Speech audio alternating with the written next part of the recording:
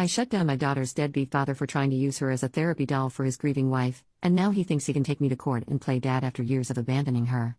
So I, 33F, have raised my daughter, 6F, all on my own. She was born from a one-night stand with a now former friend, 37M. We never got together and he refused to be involved in my pregnancy or my daughter's first 4 years of life. I was stressed out emotionally because it's a big change, but I never asked for child support or forced him to be involved.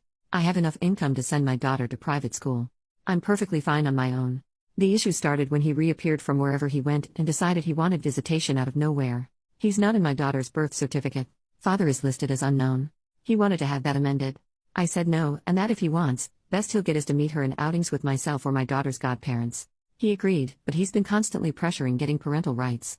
The court already gave him a big fat no, unless he pays 4 years of child support, which with his income goes somewhere around $230,000. He hasn't paid a cent. My daughter doesn't even call him dad. Or recognize him as dad. She calls him Mr. I keep it very clean. I never bad-talked him, never made up stories. When she asked about her father, I used to say it was just the two of us. Even during court, the assigned CPS agent testified that my daughter had no affection or clear relationship with her biological father.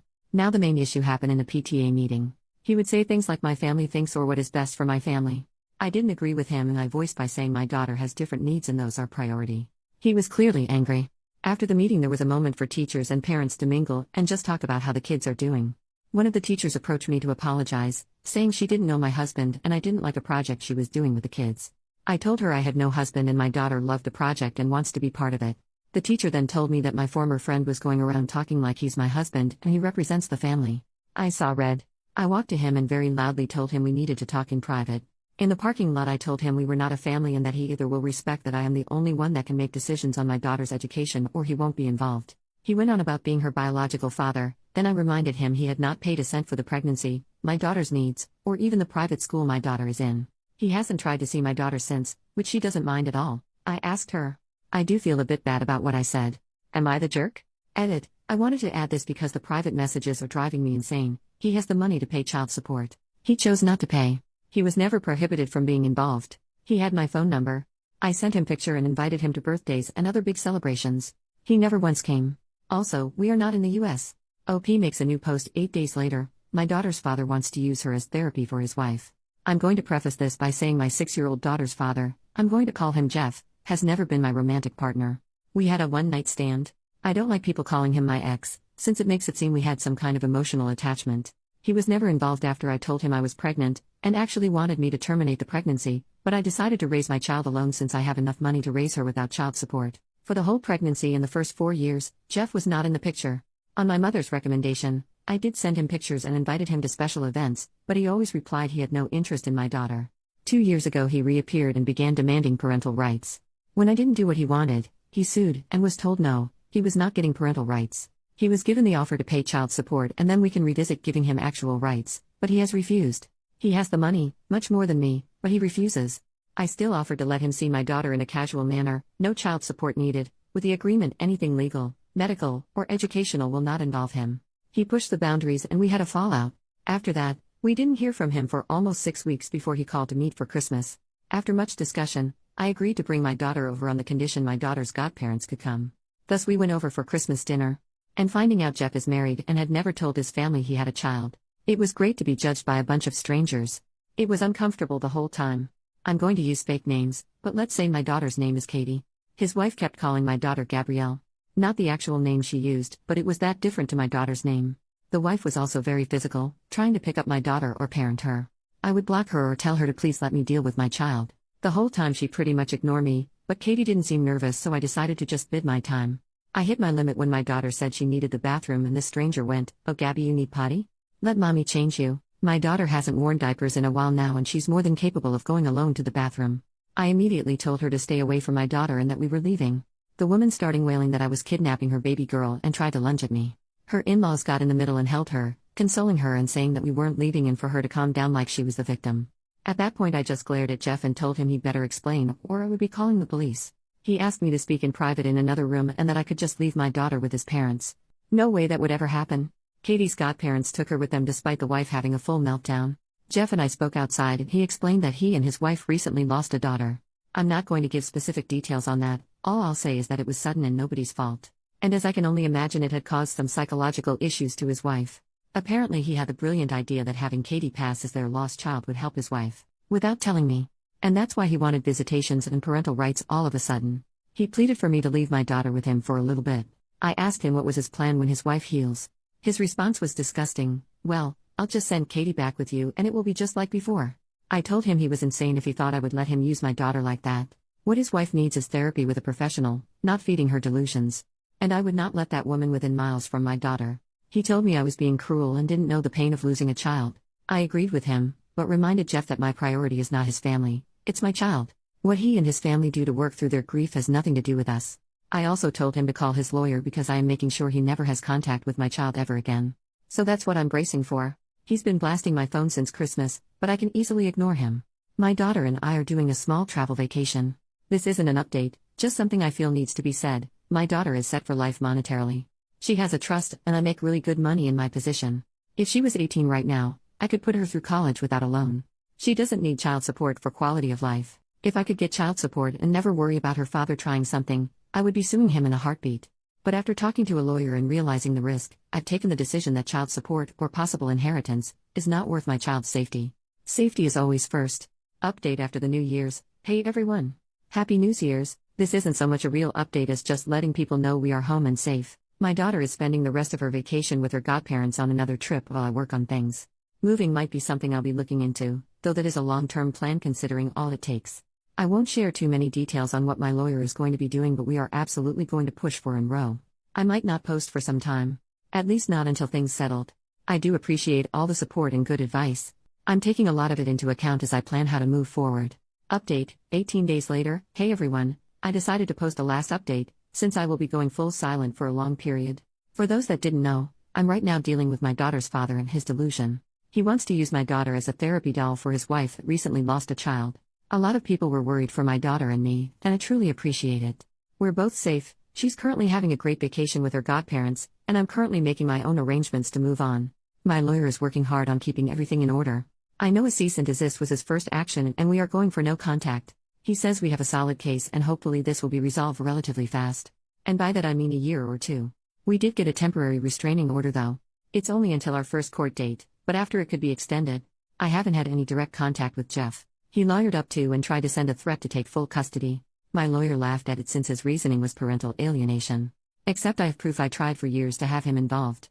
Apparently turning in a few emails showing my attempts was enough to get them to change parental alienation to a different reasoning. My lawyer is not worried in all honesty, so that feels good. For now I've decided after much thinking that moving is going to be necessary. It won't be something I can do on a whim, but I'll be looking into new houses within the month to hopefully move sometime this year. School will remain the same, but we will be speaking to the admin to make sure only certain people can pick her up. And part of that decision has been to hire a private driver. He's someone I absolutely trust and has worked for relatives in the past, so I'm very comfortable with the idea and so is my daughter. Now I just have to make sure they don't go for fast food every day after school. Things in all honesty are not that scary right now. I have a good lawyer, good evidence, and my little girl is happy and healthy, so I'm just going to focus on working things little by little.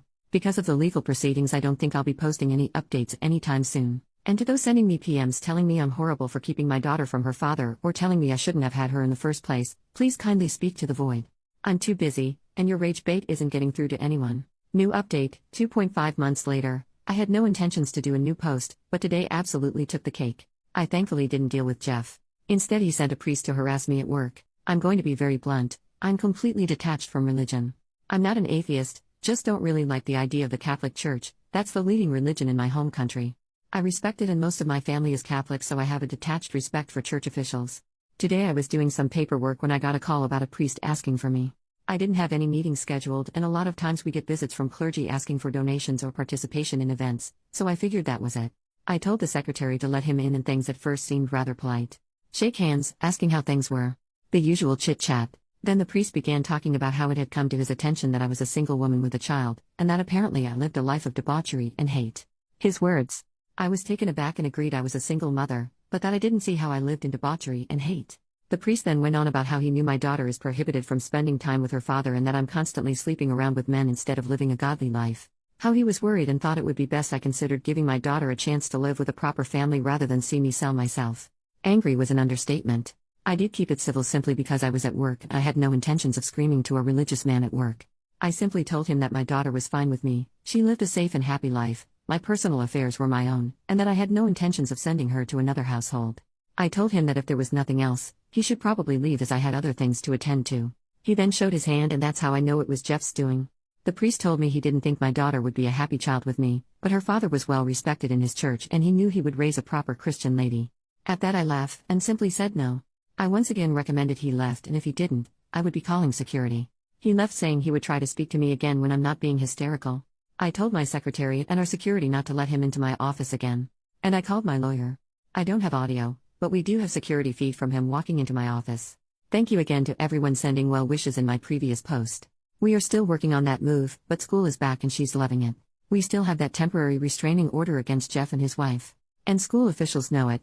Update, 2.5 more months later, this came up far earlier than planned, and while I'm happy to announce my daughter and I are finally free, there is some sad news mixed in. Now, before I go to the update, I did get a lot of questions to answer. 1.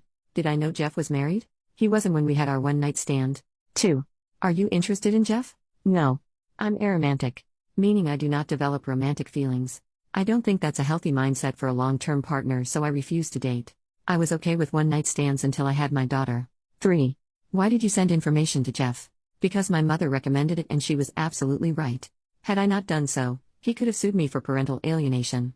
By trying to get him involved, I actually came out far better situated to prove I'm not trying to keep him away out of spite, but because I truly think he's a danger. 4. Why don't you talk more about your daughter's emotions and status? No? No offense, but I give just enough information on my 6-year-old. I don't think people in Reddit are bad, but this is the internet. I don't really need to speak in-depth details on my child's mental state or her actions. What I want to share about myself, that's fine. I'm a full-grown woman. My child is another matter. I don't even post pictures of her in social media. All you need to know, for the people asking, is she's happy, healthy, and has a father figure in her godfather. She's a normal rambunctious little girl. 5. Why was Jeff arrested? He got into a drunk fight. Assault charges. It's completely unrelated to my kid, but could have been used for custody matters. Ended up being unnecessary. Now, to the update. While our case has yet to be reviewed, we were scheduled for September 2025, Jeff's lawyer contacted mine to say they were dropping their demand for parental rights. About 6 weeks ago, Jeff formally agreed to drop any claims for rights or responsibility to my daughter. I know a lot of people are going to go all over, but what about child support? Or inheritance? Keep reading, it should explain why it is not worth it. My lawyer went over the documents to make sure it wasn't a legal trap of sort, and he confirmed they were exactly that. He wasn't asking for anything in return, just to drop. I didn't question more, just had it signed, and now we need to wait a couple of weeks to get confirmation that everything is done. Since both parties agree on this, it should be relatively quick to get it through the courts. If it sounds weird that he suddenly just gave up, I thought the same. To be sincere, I was half tempted to snoop around, but I was way too busy making arrangements. As some people suggested, I will be moving. I won't leave the country I live in, but I plan to move closer to my support system, my daughter's godparents. Turns out there's a property less than 5 minutes away from them on sale. There's no home built yet, so I have a lot to do, but that's my intended new home. We also got not 1, not 2, 3 dogs. The cat probably is planning my murder. So with all of these changes, I have to admit, I didn't have time to snoop. The thing is, the whole thing came to me rather than me need to look. I met with Jeff's in-laws. It was pure coincidence. I waiting on some things in a store and they were there. I had met them in passing in that mess of a Christmas party last year, but this is really the first time we talked. My daughter was thankfully at school since the topic was heavy. They recognized me and asked if I could speak to them. I wasn't sure, but I decided to be polite and offered to buy them a coffee. They were very nice. Not entitled at all. They explained they were sorry for their daughter's behavior. She had not been the same since she lost her child. Those who called out that she was using her dead baby's name on my daughter were right. And they just wanted to clear the air with me. I told them I didn't personally blame them, but I couldn't forgive their daughter and she was a big worry. That's when shit hit the fan. The mother started crying and the father explained Jeff's wife passed away. Self-inflicted. I feel like crap for the things I told them. I apologized, but they were very gracious and told me they knew I had no idea. We talked a little about her, about their grandchild. I found out what Jeff told me about how his child died was a lie. And now I don't feel so kind as to keep it wrapped up. He shook an infant because she was colic. If you don't know what that is, it's when babies just cry nonstop. I was angry. I'm still angry. No one should ever shake a baby to the point they pass away. That's just diabolical in my opinion. He had told me she just passed away from sudden infant mortality. It's a common thing here, unfortunately. They talked about Jeff and how he sworn up and down I would agree with his idea to have my daughter pass for their lost grandchild. And that would help their daughter. They were not really thinking straight, and I get it. Jeff is a charmer, and mix that with grief, it goes nowhere well. There were other things said, but the main thing was they didn't want any resentment on my part to their family or their daughter. I told them that I don't hate them or their daughter, and how sorry I was they had to go through all of this. They gave me a picture of my daughter's half-sister. She was a very cute baby, and I plan to one day explain things to my daughter. I think it's important she knows. I also know where Jeff's wife and her baby are buried. I think not yet, but when things aren't as raw as they are right now, I'll take my daughter to visit her sister. I called my lawyer after to give him these new details. He did reprimand me for speaking to the in-laws alone, but he understood the situation. My lawyer is a good friend of mine, and he tends to be very blunt when I make mistakes. He promised me he's making sure that whatever ties could exist between Jeff and my daughter are fully cut legally. More things have come to light too. People were right, Jeff was pretty much lying to everyone, trying to paint himself as this saintly father that couldn't possibly be part of his one surviving daughter's life. A lot of people immediately judge single mothers here as homewreckers or street workers, so I had a few bad encounters with people throwing insults and threats my way. Another thing that came up, which was relatively recent. This was about 2 weeks before he gave up. Jeff began telling people he offered to marry me, but I refused him. That I was always after his money. Thankfully that one lie didn't go far with most people that know both of us, since I've made it very clear throughout my life that I'm never getting married. And I don't need his money. I got into a high-income job to care for my mom. And now my daughter. I don't really care for excessive luxury. His wife passed away not long before he sent the agreement. He didn't want anything to do with my daughter.